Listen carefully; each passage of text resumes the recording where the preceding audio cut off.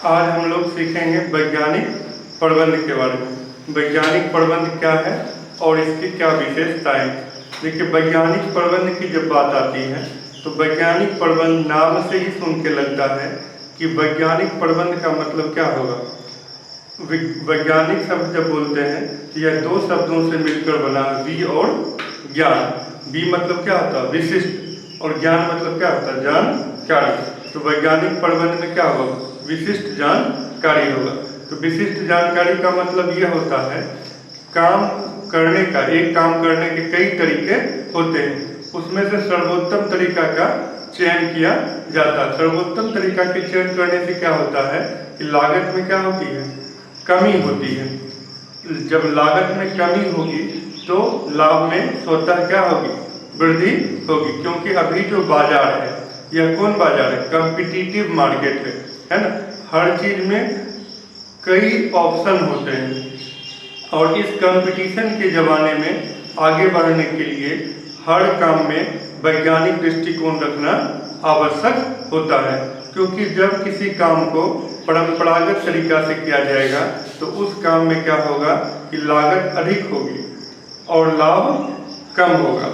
लेकिन उसी काम को यदि वैज्ञानिक तरीका से किया जाएगा तो एक ही चीज का कई उपयोग होता है। इससे क्या होगा कि लागत में कमी होगी और लाभ में क्या होगी, वृद्धि होगी। तो वैज्ञानिक प्रबंध का जो शुरुआत करने वाले व्यक्ति थे उनका नाम था F.W. टेलर। क्या नाम था, F.W. टेलर। F.W. टेलर ने ही वैज्ञानिक प्रबंध का शुभारंभ किया था। इसीलिए F.W. टेलर को वैज्ञानिक प्रबंध का पिता कहा जाता है। F.W. टेलर का जन्म 1856 ईस्वी में हुआ था। कब हुआ था, 1856 ईस्वी में हुआ था। कहाँ हुआ था, USA में। कहाँ हुआ था, USA में। वो भी एक इंजीनियर बने थे और वो लास्ट में एक पुस्तक भी लिखे थे 1911 ईस्वी में, जिसका नाम था वैज्ञानिक प्रबंध के सिद्धांत। कब किताब लिखे थे, 1911 ईस्वी में वो एक पुस्तक लिखे थे जिसका नाम था वैज्ञानिक प्रबंध के सिद्धांत। तो उन्होंने वैज्ञानिक प्रबंध पर विशेष बल दिया, काम को आधुनिक तरीका से करने पर विशेष बल दिया। इससे क्या हुआ, लागत में कमी हुई, कॉस्ट में कमी हुई, और क्या हुआ, उत्पादन में वृद्धि हुई। ये सब फायदा हुआ वैज्ञानिक प्रबंध करने का। अब समझते हैं कोई भी काम, जैसे कि एग्जाम्पल के लिए आप समझिए कि पहले जैसे काम होता था, ट्रैक्टर था, है ना, और ट्रैक्टर पे मजदूर मिट्टी भर के लाता था। तो मजदूर मिट्टी भर के जब लाता था तो मिट्टी भरने में ज़्यादा समय लगता था, फिर लाता था और लाने के बाद फिर उसको ट्रैक्टर पर से क्या करता था, उतारता था।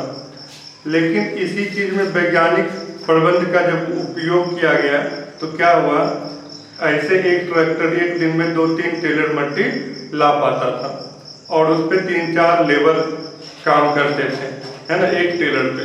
लेकिन अभी वैज्ञानिक प्रबंध जब हुआ तो उसमें क्या हुआ, एक जेसीबी रहता है और उसके पीछे 10, 12, 15 ट्रैक्टर रहते हैं।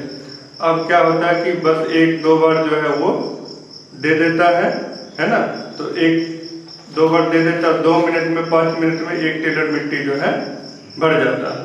और फिर जब आता है तो फिर उतारने के लिए भी मजदूर की कोई आवश्यकता नहीं है। ट्रैक्टर जो रहता है वो क्या रहता है, हाइड्रोलिक रहती है, वो एक बार में क्या करता है, मिट्टी पलट के 2 मिनट में चली जाती है। तो इसमें आपने क्या देखा, पहला आपने देखा टाइम की बचत हुई। जो ट्रैक्टर दिन भर में 2 से 3 बार अप डाउन कर पाता, वो ट्रैक्टर दिन भर में 15 से 20 बार अप डाउन कर लेता है।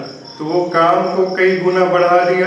जो ट्रैक्टर पहले 3 बार मिट्टी लाता, वो ट्रैक्टर अभी अगर 15 बार मिट्टी ला रहा है तो काम को कई गुना, 5 गुना बढ़ा दिया। दूसरी बात, लागत कम हो गई। जब एक ट्रैक्टर पे 3-4 मजदूर काम कर रहे थे, यदि 12 ट्रैक्टर का उपयोग करते, है ना, तो 12 ट्रैक्टर, हर ट्रैक्टर पे 3-4 मजदूर चाहिए नहीं, तो लगभग 50-60 मजदूर की आवश्यकता होती। लेकिन इसमें वैज्ञानिक प्रबंध जब किए तो इतने लोगों की आवश्यकता नहीं है। बस एक ट्रैक्टर का क्या चालक होना चाहिए, बस एक जेसीबी का चालक होना चाहिए। तो बस 12-15 लोग जो हैं वो काम कर रहे हैं। ऐसे 12-15 ट्रैक्टर चलाने के लिए लगभग 60-70 लोगों की आवश्यकता होती है। अब 70 लोगों को मजदूरी देना पड़ता, यहाँ पे 12-15 लोगों को मजदूरी देना पड़ रहा, तो खर्च में कमी हो रही है और काम कई गुना फास्ट हो गया। जो काम 15 दिन में पूरा होता वो काम 2 दिन में 1 दिन में पूरा हो रहा। तो हमने देखा कि जब हम वैज्ञानिक प्रबंध करते हैं तो हमारा काम करने का स्पीड काफ़ी बढ़ जाता है और क्या होता है, हमारा लागत क्या हो जाता है, कम हो जाता है। और क्या होता है, जो हमें मानव संसाधन की आवश्यकता है उसकी आवश्यकताएं भी कम हो जाती है। तो ये टेलर महोदय ने कि हर काम को वैज्ञानिक ढंग से करने पर विशेष बल दिया। इन्होंने कहा कि यदि किसी काम को परंपरागत ढंग से करेंगे तो ऐसा काम करने में आपके लागत में क्या होगी, वृद्धि होगी और काफ़ी ज़्यादा समय का क्या होगा, नुकसान होगा, है ना। और जो कर्मचारी काम करेंगे उसको भी बहुत ज़्यादा पैसा वेतन आप नहीं दे सकते हैं, क्योंकि आपके काम का मार्जिन ही कम होगा, बचत ही कम होगा। इस वजह से इन्होंने वैज्ञानिक प्रबंध पर विशेष बल दिया। तो हम समझ गए वैज्ञानिक प्रबंध क्या है। काम को वैज्ञानिक ढंग से करना है ताकि हमारे लागत में क्या हो, कमी हो, है ना। इसी को कहते हैं वैज्ञानिक प्रबंध, है ना। तो ये वैज्ञानिक प्रबंध अब हर क्षेत्र में उपयोग किया जा रहा है। ऐसा नहीं है कि सिर्फ जो है मिट्टी लाने में ही वैज्ञानिक प्रबंध का उपयोग होता। आप गौर किए होंगे पहले जो कंप्यूटर आता था उसकी कीमत बहुत ज़्यादा होती थी। शुरू में जब कंप्यूटर आया था उसकी कीमत लाखों रुपया हुआ करता था, तो आम आदमी को खरीदना मुश्किल हुआ करता था। लेकिन धीरे धीरे उसकी लागत में क्या किया गया, कमी किया गया। कैसे कमी किया गया, जो लोग मैन्युफैक्चरिंग करते हैं, बनाते हैं, उन्होंने देखा कि किस किस पार्ट्स के जगह पे दूसरा पार्ट उपयोग करेंगे जिसकी कीमत में कमी होगी, और उन्होंने वैज्ञानिक दृष्टिकोण अपनाया, जिसके वजह से अभी आपको 15,000-20,000 में कंप्यूटर आपके घर पे आ जाता है। तो जिसकी कीमत कभी लाखों रुपया हुआ करती थी वो सामान अभी आपको 10,000, 15,000, 20,000 के रेंज में आपके घर पे आ जाता है। ये कैसे हो, ये वैज्ञानिक प्रबंध करने से हुआ। या दूसरे क्षेत्रों में भी आपने देखा कि लागत में कमी हुई। पहले जो ब्लैक एंड वाइट मोबाइल आती थी उसकी भी कीमत, जबकि उस जमाने में पैसे का वैल्यू अभी से ज़्यादा था, अभी पैसे का वैल्यू उतना नहीं है, तो अभी से 15 साल पहले ब्लैक एंड वाइट मोबाइल उसकी कीमत 3,000 हुआ करता था। अभी आप 4,000 में स्क्रीन टच मोबाइल ले आते हैं, है ना। तो ये वैज्ञानिक प्रबंध का ही बेनिफिट है कि पहले 1 GB डाटा आप 200 रुपया में खरीदते थे, लेकिन अभी 600 रुपया में लगभग 3 महीना जो है आप 1.5 GB डाटा रोज उपयोग कर रहे हैं। पहले 600 रुपया में आपको 3 GB डाटा होता, अभी तो 3 GB डाटा आप 2 दिन में उपयोग कर लेते हैं, है ना। 1.5 GB के हिसाब से आपको मिलता है, तो 2 दिन में लगभग 3 GB डाटा आप उपयोग कर लेते हैं। पहले 3 GB डाटा के लिए आपको लगभग 600 रुपया चुकाना पड़ता, तो उस हिसाब से आप देख लीजिए, तो लगभग डेली आप जो है 300 रुपये लगभग आप डेली खर्च कर रहे हैं, है ना। उस समय के हिसाब से अगर पैसा देखिएगा तो अभी 300 रुपये आप डेली खर्च कर रहे हैं। तो ये सस्ता कैसे हो गया, तो ये वैज्ञानिक प्रबंध करने से जो है सस्ता हो गया, क्योंकि उसके लागत में कमी हुई और वैज्ञानिक दृष्टिकोण अपनाया गया। नंबर ऑफ कस्टमर्स ज़्यादा हो गए तो उसके लागत में क्या हो गई, कमी हो गई। इसी को हम लोग वैज्ञानिक प्रबंध कहते हैं। वैज्ञानिक प्रबंध का मतलब हो गया कि ऐसा दृष्टिकोण बनाना, ऐसा काम करने का तरीका या उपाय ढूंढना जिससे आपके खर्च में कमी हो और खर्च में यदि कमी होगी तभी आप उस वस्तु को कम से कम मूल्य पर बाजार में उपलब्ध करा सकते हैं और तभी जाके अधिक से अधिक ग्राहक उसको उपयोग कर सकते हैं। तो यह है वैज्ञानिक प्रबंध। अब अगला है इसी में वैज्ञानिक प्रबंध के विशेषताओं को लिखें। वैज्ञानिक प्रबंध के विशेषताओं को लिखें। देखिए वैज्ञानिक प्रबंध के विशेषता जो है हम लोग आसानी से समझ गए हैं कि वैज्ञानिक प्रबंध क्या है, तो विशेषता भी उसी में छुपा हुआ है। तो देखते हैं क्या क्या छुपा हुआ है। तो पहला है जब वैज्ञानिक प्रबंध करेंगे तो निश्चित योजना होनी चाहिए, निश्चित प्लानिंग होनी चाहिए, क्योंकि बिना प्लानिंग का किया गया काम जो है वो बेहतर नहीं हो सकता। तो काम करने से पहले काम के बारे में योजना बना लेना चाहिए, काम के बारे में योजना है ना प्लानिंग कर लेनी चाहिए। इससे काम आपका एक निश्चित दिशा में होगा, एक निश्चित उद्देश्य से होगा, है ना। तो वैज्ञानिक प्रबंध जब करेंगे तो इसकी पहली विशेषता है कि आपके पास जो है एक निश्चित प्लान होनी चाहिए, निश्चित योजना होनी चाहिए। योजना किसको कहते हैं? काम करने से पूर्व, काम करने से पूर्व कार्य के बारे में विचार करना, है ना, काम करने के तरीका के बारे में विचार करना, यही क्या कहलाता है? योजना कहलाता है, प्लानिंग कहलाता है। आप जो भी काम करते हैं, हर काम करने से पहले आप क्या करते हैं? प्लानिंग करते हैं, नियोजन करते हैं। यह एक मानसिक क्रिया है जो आपके मस्तिष्क के अंदर चलते रहता है। तो कोई भी काम आप करते हैं, आप क्रिकेट खेलते हैं, सिनेमा देखते हैं, घूमने जाते हैं, बिजनेस करते हैं, तो इससे पहले आप मानसिक रूप से जो है प्लानिंग करते हैं कि अगर फिल्म देखने ही जाना है तो कौन फिल्म देखने जाना है, कब जाना है, कौन सा शो, बहुत सारा शो चलता है ना, 9 से 12 में जाना है कि 12 से 3 में जाना है ना, कि 6 से 9 में जाना, कब जाना, किसके साथ जाना है ना, कौन कौन फ्रेंड लोग में कौन कौन जाएंगे, कैसे जाएंगे, है ना। अब बाइक से जाएंगे कि साइकिल से जाएंगे कि कार से जाएंगे, कैसे जाएंगे, तो बहुत सारे छोटे छोटे बातों पे विचार किया जाता है ना। ऐसा नहीं है कि नियोजन पढ़ेंगे तभी नियोजन करेंगे। जो आदमी नियोजन प्लानिंग का नाम नहीं सुना है वो भी प्लानिंग करता है, यह एक नेचुरल क्रिया है ना। तो प्रबंध की विशेषता में पहली विशेषता क्या है? निश्चित योजना। जब भी हम कोई काम करेंगे तो उसका एक निश्चित योजना होनी चाहिए। अगला वैज्ञानिक विश्लेषण। वैज्ञानिक विश्लेषण, देखो विश्लेषण क्या होता है, जिसको अंग्रेजी में एनालिसिस कहते हैं। क्या कहते हैं? एनालिसिस, पैरालिसिस नहीं बोल रहे, एनालिसिस है। एनालिसिस मतलब क्या होता है? एनालिसिस मतलब होता है काम करने के बाद हम यह देखते हैं जो काम जिस मूल्य पर किया गया या जिस तरीका से किया गया ये ठीक है या नहीं है, इसी को कहते हैं एनालिसिस या विश्लेषण, है। अब जैसे कि एग्जाम्पल के लिए आप समझिए कि आपको एक कलम की आवश्यकता है ना, और आपका जो घर है वो थोड़ा शहर से दूर है, तो कलम खरीदने के लिए आपको बाजार जाना है। अब बाजार जाना है, अब आप वहाँ एक रिक्शा पकड़ लिए, है ना, कलम खरीदने के लिए आप बाजार है, 10 रुपया रिक्शा वाले को दिए, फिर एक कलम खरीदे, है ना, 20 रुपया का, और कलम खरीद कर फिर थोड़ा गर्मी ज़्यादा लग रहा था तो फिर आप आइसक्रीम खरीद लिए 10 रुपये का, फिर रिक्शा पकड़ के 10 रुपये का आप घर पहुँच गए।